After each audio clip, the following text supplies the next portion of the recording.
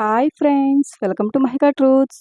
పంచాంగం ప్రకారం ప్రతి సంవత్సరం భాద్రపద మాసంలో వచ్చే ఏకాదశిని పరివర్తి ఏకాదశి అని అంటారు. ఈ ఏకాదశి చాలా శక్తివంతమైనదిగా భావిస్తారు. భాద్రపద మాసంలోని శుక్లపక్ష ఏకాదశి సెప్టెంబర్ 14వ తేదీన శనివారం రోజు పరివర్తన ఏకాదశి వచ్చింది. ఏకాదశి అంటేనే విష్ణుదేవునికి చాలా ఇష్టమైన తిథి, అందులోనూ శనివారం నాడు ఏకాదశి రావడం చాలా ప్రత్యేకమైనది. కాబట్టి ఈ శనివారం రోజున అనగా ఏకాదశి నాడు విష్ణు స్వరూపమైన ఆ వెంకటేశ్వర స్వామిని పూజిస్తే మీరు బంగారం దానం చేసినంత పుణ్యఫలితం లభిస్తుంది. కాబట్టి ఎవరైతే ఈ ఏకాదశి రోజున వెంకటేశ్వర స్వామిని పూజిస్తారో అలాంటి వారికి జీవితంలో ఎలాంటి కష్టాలు లేకుండా అనంతకోటి పుణ్యఫలితాన్ని ఆ వెంకటేశ్వర స్వామి ప్రసాదిస్తాడు. కాబట్టి ఈ ఏకాదశి రోజున మీ ఇంట్లోనే ఏ విధంగా పూజ చేసుకుంటే ఆ వెంకన్న అనుగ్రహం కలిగి మీ ఇల్లంతా అష్ట ఐశ్వర్యాలతో నిండిపోతుందో ఈ వీడియోలో మనం ఇప్పుడు తెలుసుకుందాం. ఈ శనివారం రోజున ప్రతి ఒక్కరు ఇంట్లో పూజ చేసుకోవాలి. ఆడవాళ్ళు ఉదయాన్నే నిద్రలేచి తలస్నానం చేసి ఇల్లు వాకిలిని శుభ్రం చేసుకొని గడపలకు పసుపు రాసి ఇంటి ముందు ముగ్గు వేసుకోవాలి. అలాగే ఇల్లంతా శుభ్రంగా తూడ్చి మీ ఇంటి ప్రతి మూలల్లో పసుపు నీళ్ళు చల్లుకోండి. ముఖ్యంగా ఈ ఏకాదశి రోజున ఆ వెంకటేశ్వర స్వామిని పూజించాలంటే ఖచ్చితంగా ఉండాల్సిన వస్తువులు ఏమిటంటే 3. అవి బియ్యపిండి దీపాలు, ఒక తులసిమాల లేదా తులసి ఆకులు, అలాగే ముద్ద కర్పూరం.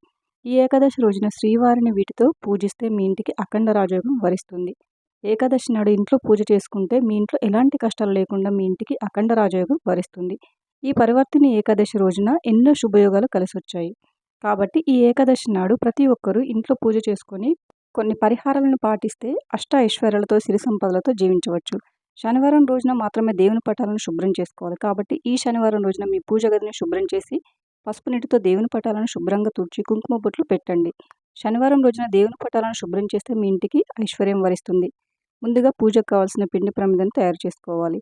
కొంచెం బియ్య పిండిని తీసుకుని అందులో కొన్ని నీళ్లు కానీ పాలను కానీ పోస్తూ ఒక ముద్దలాగా తయారు చేసుకోండి. ఇప్పుడు ఈ పిండితో 3 ప్రమిదలను తయారు చేయండి.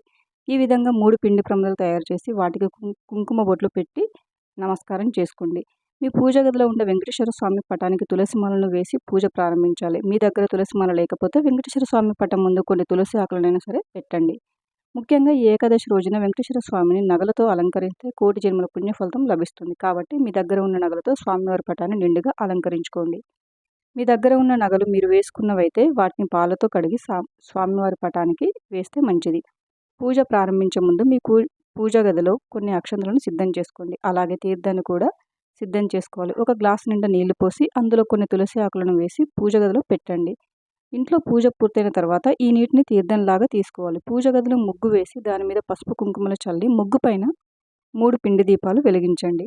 ఎవరైతే డబ్బు సమస్యతో ఇబ్బంది పడుతున్నారో అలాగే అప్పు సమస్యతో బాధపడుతున్నారో అలాంటి వారు ఈ ఏకాదశి రోజున ఆవు నెయ్యితో దీపారాధన చేస్తే డబ్బు కష్టాలన్నీ తొలగిపోతాయి. ఆ వెంకటేశ్వర స్వామి అనుగ్రహంతో జీవితంలో మీకు డబ్బు సమస్యలు అనేటివి ఉండవు. అలాగే కొబ్బరి నూనెతో దీపారాధన చేస్తే అనారోగ్య సమస్యలన్నీ తీరిపోతాయి. అప్పుల సమస్యలు ఉండవు. నువ్వుల నూనెతో దీపారాధన చేస్తే సకల దోషాలన్నీ తొలగిపోతాయి. కాబట్టి ఈ 3 పిండి దీపాల్లో ఆవు నెయ్యి కానీ నూనె కానీ పోసి ప్రతి దీపంలో 5 వత్తులను వేసి దీపం వెలిగించాలి. దీపం వెలిగించిన మరుక్షణమే ముక్కోటి దేవతలందరూ ప్రత్యక్షమవుతారంట. కాబట్టి దీపం వెలిగించడానికి దీపానికి కొన్ని అక్షంతలను వేసి పువ్వులు పెట్టి దీపానికి నమస్కారం చేసుకోవాలి. దీపం వెలుగులో త్రిమూర్తులు నివసిస్తారు. గోవిందనామాలను చదువుకుంటూ ఇంట్లో పూజ చేస్తే చాలా మంచిది. గోవిందనామాలు చదవలేని వాళ్ళు ఓం నమో నారాయణాయ అనే మంత్రాన్ని చదువుతూ పూజ చేయండి. ఇక స్వామివారికి నైవేద్యంగా బెల్లం పానకాన్ని తయారు చేయండి. లేదా ఒక చిన్న బెల్లం ముక్కను స్వామివారికి నైవేద్యంగా పెట్టినా సరిపోతుంది. చివరగా వెంకటేశ్వర స్వామికి ఎంతో ఇష్టమైన ముద్ద కర్పూరంతో హారతిచ్చి మీ తలపైన కొన్ని అక్షంతలు వేసుకొని మీ మనసులో ఉన్న కోరికలను స్వామివారికి చెప్పుకుంటూ నమస్కారం చేయండి. చివరగా 3 ప్రదక్షిణలు చేసి మీ ఇల్లంతా ధూపం వేయండి. ఈ విధంగా శనివారం నాడు ఏకాదశి పూజను చేసుకుంటే ఆ వెంకన్న అనుగ్రహం మీ ఇంటిపై ఉంటుంది. ఇక ఏకాదశి రోజు ప్రతి ఒక్కరు ఖచ్చితంగా చేయాల్సిన చాలా శక్తివంతమైన పరిహారం ఏమిటంటే ఇంట్లో పూజ పూర్తయిన తర్వాత ఒక పసుపు వస్త్రాన్ని తీసుకొని అందులో 7 లవంగాలు వేసి మూట కట్టి మీ పూజ గదిలో ఉన్న వెంకటేశ్వర స్వామి పటం ముందు పెట్టి ధూపం వేయండి. తర్వాత ఈ మూటను తీసుకెళ్ళి మీరు డబ్బు దాచే చోట పెట్టండి. ఇలా చేస్తే మీ ఇంట్లోకి విపరీతంగా డబ్బు వస్తూనే ఉంటుంది.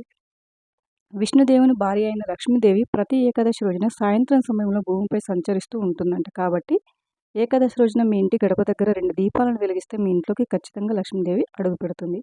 అలాగే ఈ ఏకాదశి రోజున రావి చెట్టుకు ప్రదక్షిణలు చేస్తే మీ ఇంట్లో పుష్కలంగా డబ్బు ఉంటుంది.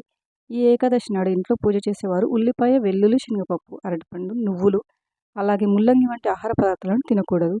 అలాగే ఏకాదశి రోజున ఉప్పు తినకూడదని కూడా అంటారు. ఏకాదశి నాడు ఉప్పు తింటే మీ అనారోగ్య సమస్యలు వచ్చే అవకాశాలు ఎక్కువగా ఉంటాయి. అలాగే ఈ ఏకాదశి నాడు ఇంట్లో ఉన్న చెత్తను బయట పడేయకూడదు. అలా చేస్తే మీ ఇంట్లో ఉన్న సిరి సంపదలు తొలగిపోతాయని పండితులు చెప్తున్నారు. Thank you for watching friends. ఈ వీడియో కనుక మీకు నచ్చినట్లయితే వీడియోని లైక్ చేసి మరిన్ని వీడియోస్ కోసం మా ఛానల్ని సబ్స్క్రైబ్ చేసుకోండి.